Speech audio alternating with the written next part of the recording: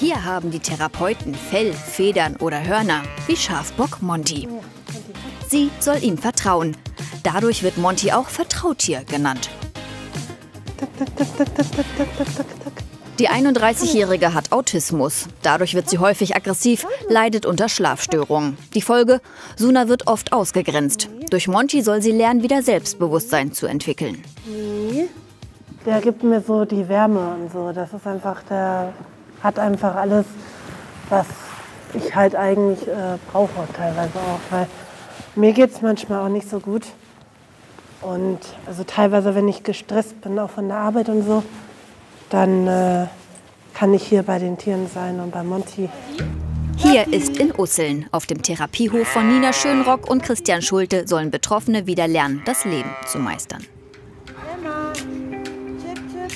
Die Therapie ist im Endeffekt für alle Menschen geeignet, die gerne mit Tieren arbeiten möchten, für unterschiedlichste Problematiken. Grundsätzlich kommen Menschen zu uns in allen Altersklassen von, ich glaube, das Jüngste ist aktuell 4 bis über 60, ja, die einfach nochmal wirklich Kontakt zu Tieren haben möchten, gemeinsam was erarbeiten möchten und von traumatischen Bedingungen oder traumatischen Erlebnissen über auch solche Sachen wie Angst vor Hunden, Angststörungen.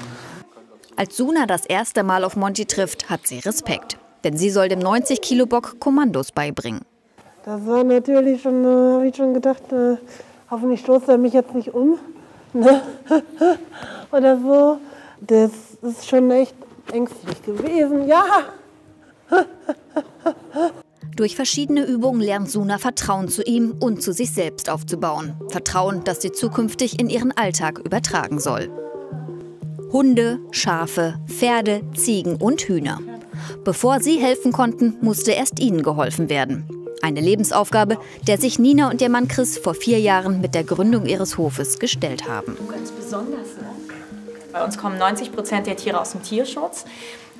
Wir haben auch unser Herz an den Tierschutz verloren und an die Tierschutztiere, weil die einfach einen ganz besonderen Charakter haben. Die kommen entweder direkt vom Schlachter oder wie unser Schaf Emma, einfach auch aus einer Haltung, wo die Menschen überfordert waren und die Tiere nur noch in kleinen Boxen gehalten wurden. Es ist immer unterschiedlich. Wir fahren meist selber hin und holen die Tiere da raus, was sehr, sehr schwierig ist.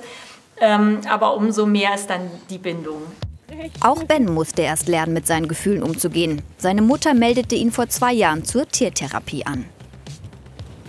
Dadurch, dass er sehr emotional, aufbrausend ist und verhaltensauffällig in manchen Situationen.